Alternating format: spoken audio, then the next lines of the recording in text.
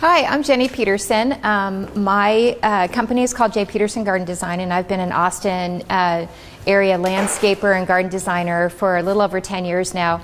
And as we've all seen in the last few years, and as Jenny's been talking about with her presentation, we've seen a really big change in our climate and in our environment and the way we garden and the way we use water in the last few years, and it's really impacted the landscaping industry pretty profoundly. But what I like to tell people, I tell my crew this, I remind colleagues of this. My foreman gets really down in the mouth because he says, you know, we're in the landscape industry, and what if we can't water, then we can't put in landscapes, and not true. This is an opportunity for us to learn how to do things in a different way. It's an opportunity to garden like it's an opportunity to garden where we live, not like we live in the Pacific Northwest where they get a ton of rainfall every year, or, you know, more temperate climates in, say, Florida or up in Maine. Those people have their own different, you know, environmental and weather-related challenges and struggles. It's not the same as ours. But wherever you choose to live, you have to garden and landscape like you live in that area. And for us right now, this means very strict water conservation. So does that mean that you just have to plant cactus and have rocks and no grass and no pretty things? Absolutely not. And before we get into talking about all the beautiful things that you can have and should be having in your gardens right now, I want to clear up a couple of definitions that are important for us to all be clear on. And it's not because I'm, you know, a crazy person about using the English language or anything like that. But if we're going to have a conversation as a community about how to conserve water, we all need to be using the same words in the same way. The first one is xeriscaping. How many people have said or heard the word said xeroscaping? First of all, there's no such word as xeroscaping. That is a made-up word. And second of all, there's no such practice as xeroscaping. Zero, what does zero mean to you? It means nothing. And when we talk about xeroscaping, making up a word like that, we're also making up a practice that's not even sustainable. There's no such thing as putting in a garden or a landscape or using plants that require no water or require no upkeep or no maintenance. That is a fallacy. Even this agave right here needs water. It might not need as much as something down on the other end of the table, but it does need water, particularly as it's getting going. So it's xeriscaping, not zero-scaping. So it's X-E-R-I scaping, not Z-E-R-O scaping. And why is this important? Obviously because we need to learn how to use the practices of xeriscaping, one of which is using native and adapted plants in order to conserve water. So what are native and adapted plants? Native plants are the plants that originally grow in this area. They're adapted to our often harsh growing conditions. And just throw out, what are our growing conditions here? What are we facing here? We have low rainfall, high heat, often high humidity. I'm sorry? Rocky soil. Rocky soil, if you have any soil. Yeah, exactly. Very alkaline soil. And sometimes, even though we don't get a lot of rainfall, when we do get the rainfall, sometimes it's like a deluge, so where we have flooding. So this is a very harsh environment in which to garden. And if we choose to use plants that are not native to this area or adapted plants are ones that didn't grow here originally, but they have been here for a long time and they have adapted to our harsh environments here. So if we choose to use plants that are neither native nor adapted, say like hydrangeas, hostas, rhododendrons, those things that do well in the Pacific Northwest or in Alabama or in Georgia, we're going to open ourselves up to a lot of problems. First of all, we might get ourselves in trouble with the city because those types of plants are going to require heroic measures to keep them going. That's lots of water, lots of chemicals. And why do we have to use chemicals? We have to use chemicals because the plant is struggling and it's not healthy. and it's struggling and not healthy because we're expecting it to flourish in an area where it was not ever meant to flourish. If I live in Seattle, Washington, and I want to have a cactus garden, I'm going to have a hard time with that. It's going to rot out in no time at all. So the flip side of that is true for us here. Use plants that are native or adapted to this area, and not only will you use lower amounts of water, you in theory should be able to use much less, if at all, or none, no pesticides or chemicals or anything like that. It's anybody who's gone. Do we have any Master Gardeners? Nope.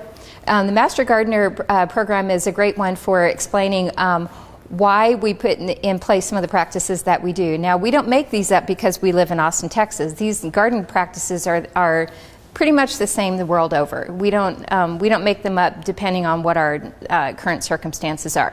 So a healthy plant is healthy because it's got the right soil, it's planted in the right spot, it's getting enough sun or shade, whatever it is that it requires, and it's getting the appropriate amount of water in order to function. Now, if one of those things aren't taking place, you're going to have very unhealthy plants and gardens. That means bugs coming in and attacking.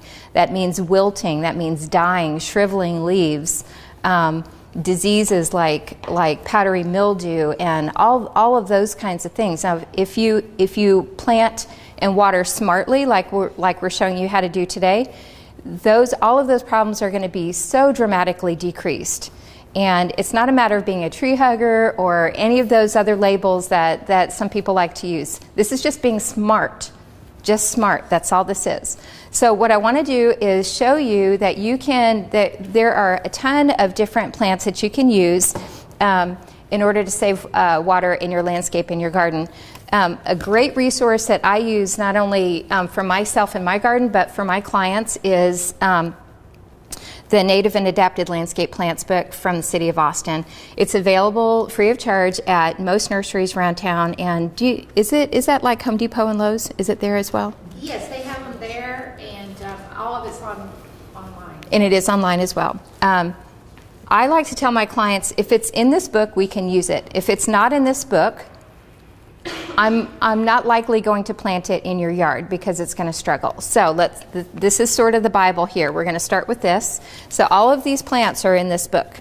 Now, a lot of times people think, oh, if we're going to have a water-wise garden, it means agaves, yuccas, cacti, succulents. And while these are beautiful plants, we don't only have to use these types of plants.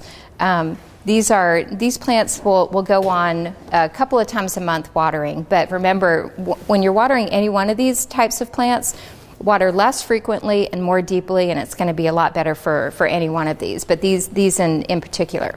So you can have like these beautiful agaves, you can have the cacti that get the beautiful blooms on them. These succulents succulents are just a group of plants, and it's all in the same plant family that store water in their leaves. That's why these leaves are so big and fleshy. There's water in there. So that means it can go a long period of time without having to have supplemental watering. This is these plants here are great to add into our gardens. That doesn't mean you have to have an entire garden full of these plants. Start with some of these basics, like the red yuccas are beautiful.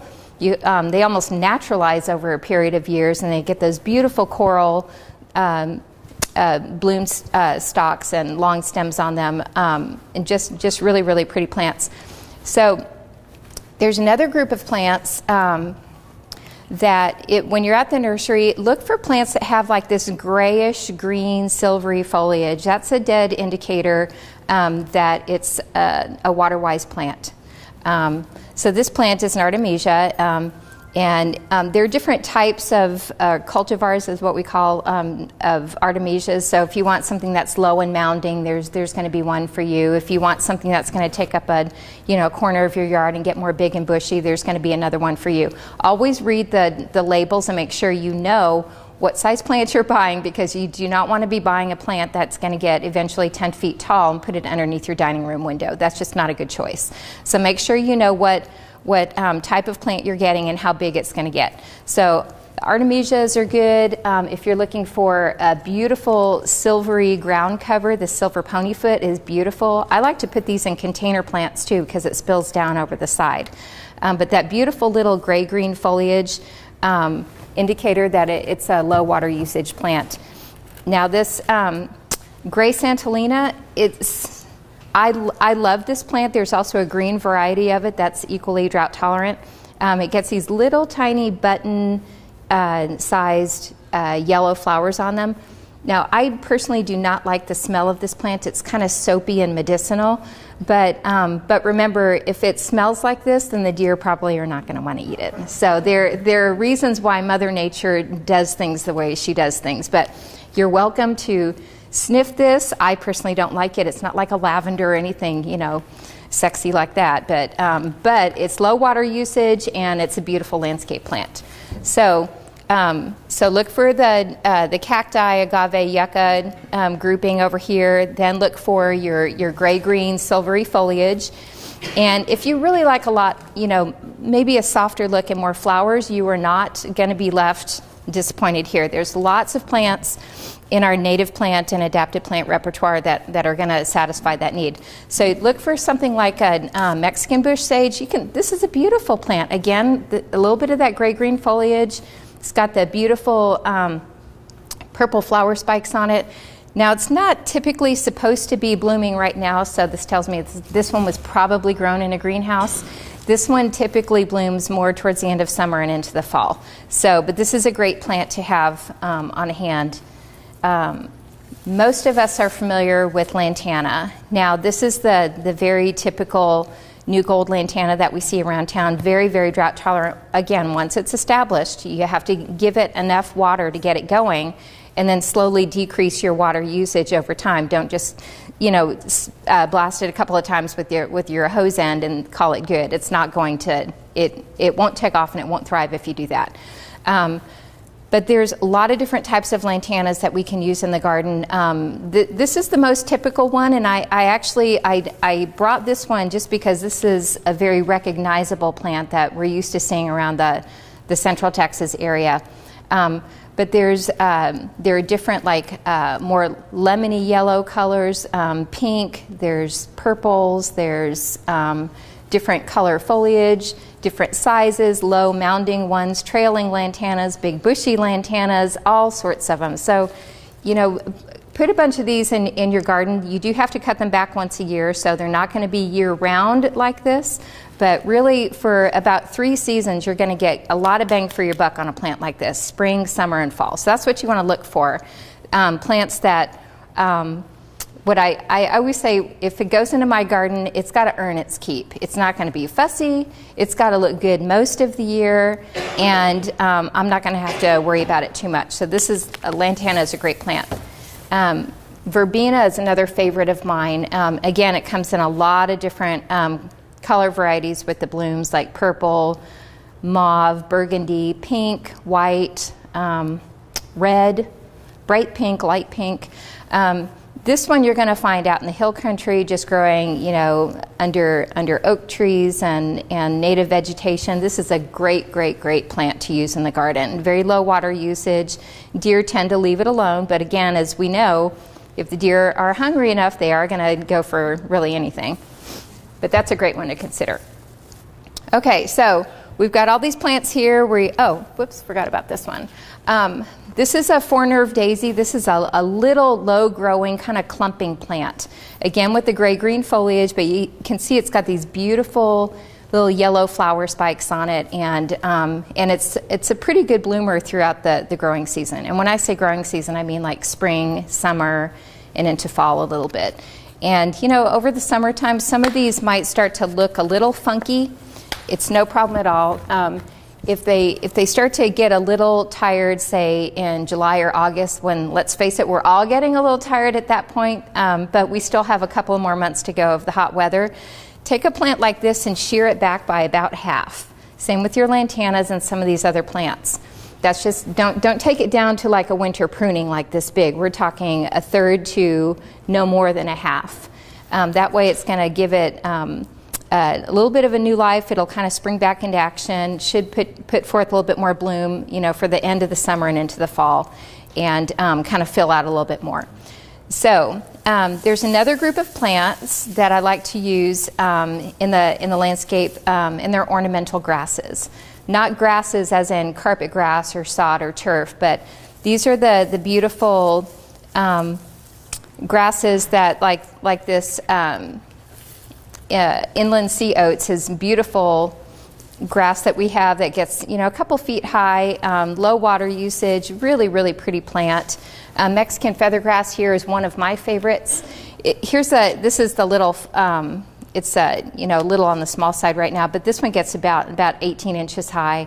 It does kind of naturalize a little bit, so if you have an area where you don't like to have a lot of grasses all springing up, just be aware that this one can kind of reseed a little bit, but it's so easy to spot them coming up. They look exactly like this, only like an inch tall, so you can just go out in the garden and pop them out. But this is a great little plant to have in the garden, and this is one of my favorite combinations. Any type of verbena like this, interplanted with Mexican feathergrass, really nice combination there, because you get this kind of ferny foliage that grows up through the Mexican feathergrass, and it's just a really pretty textural combo.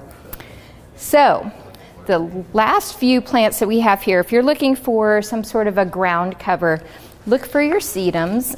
Again, they actually do kind of belong down in that category as well. A lot of these kind of cross boundaries with categories. It's a succulent plant. So it's going to hold a lot of moisture in its leaves. And you can see this is the time of year it gets these beautiful little flower spikes on them. And they're sort of insignificant, so meaning that you have to get up close in order to see them and appreciate them. But I kind of like that about some of our plants. Not everything needs to be a showy rose bush or, have big purple blooms on it. But sometimes, plants like this kind of invite you up close to look a little bit more closely. But this one is going to, just go, it's not a vertical grower, it's more of a horizontal ground cover. But deer don't like it. It grows anywhere from sun to shade and very low water usage. And another favorite I have is this ice plant. Again, it's a succulent, and kids love to come up to these things and squish the leaves and see what comes out of it, because it really is like watery in them, and it's kind of cool feeling. But it's got these beautiful fuchsia flowers on them, and I don't know if anybody's ever been to different places in California, but they use them for erosion control, different types of ice plant extensively in California. And it's just a really beautiful plant. Again, I like to put these in container plants too, because it has that, as you can see, it has that nice cascading effect. And some of these can grow like this long, and just filled with a profusion of this color of a bloom. So you can see that in order to have a water-wise garden, you don't have to just have cactus and rocks and nothing soft and nothing pretty. That is so not the case. We have a very wide range of plants that we can use, and still have that very lush, very colorful, pretty look. As we're kind of looking to conserve water in our gardens. As I'm finishing up, there's just like 4 things that I want to tell you guys about conserving water outside.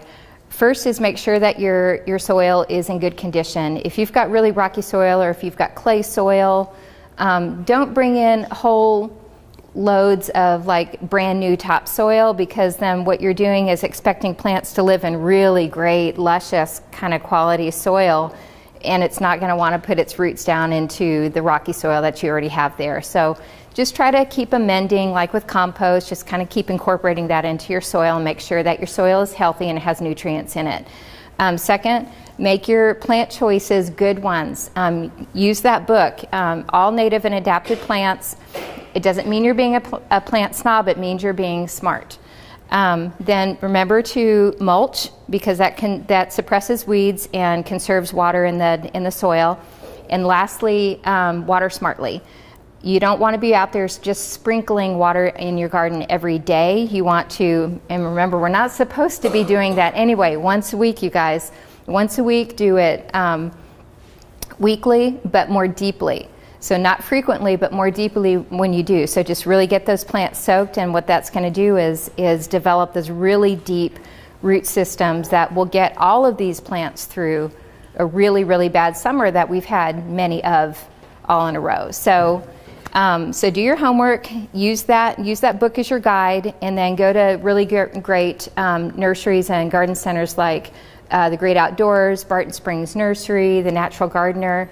They're your best resource. I'm not saying you can't get good plants and good help at like a Home Depot or Lowe's, but honestly, they're not trained to do that kind of work. So if you really want some help putting together a water-wise garden, either get a landscaper to help you that knows what they're doing, do your own recognizance work, and then enlist the help of a good local nursery that knows what they're doing.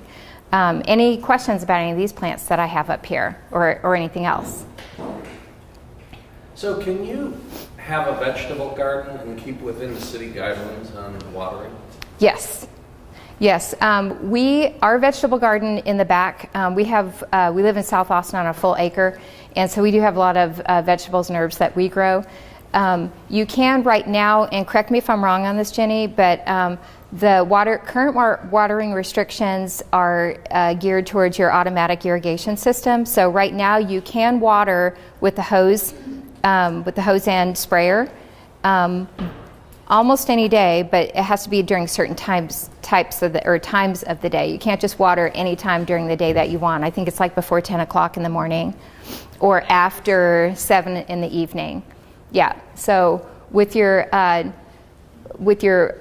and vegetables, or even fruits, if you're growing that out there, you're going to want to either put in a drip system, so it's very efficient, and then use that once a week and do a really deep, thorough watering. Or you can use your automatic irrigation system, but again, once a week. But we use the hose end. And so we probably every other day we're out there, and we just get that water right where it needs to go. Any other questions? Yes, ma'am. Sod. Would be the best if you were going to put small areas of sod. Okay, well, the worst one right now is St. Augustine, and I love it because it's a beautiful carpet grass, but it is the most thirsty one that we have. So if you are looking to either replace your grass or your lawn area or start a new one, my recommendation is to go with something like a buffalo grass, or the Ladybird Johnson Wildflower Center has developed with UT a combination, a mix of native grasses called Habiturf. And it's a very, very good quality seed that's formulated to work in our environment. Now, just a heads up on those things. Those types of grasses, if you opt to plant them, they're typically sown by seed, not by like sod pieces. You're not going to roll them out like you would a carpet grass. These are seeding grasses. So that might tell you in your head, seed, it's cheap. I can do this for nothing, hardly anything. Not really the case. With grasses like that, you will pay to properly prepare the ground. You have to incorporate several inches of compost into the ground and make sure that all existing weeds and other plants and grasses are out of there, and then water it in thoroughly as it's getting established. So the downside is that it actually is a not inexpensive process in the beginning, but over time it will absolutely save you money. So buffalo grass or Habiturf. Thank you. You're welcome. Was there another question over here? Okay, I think that's it. Tyler, thank you so much for having me here.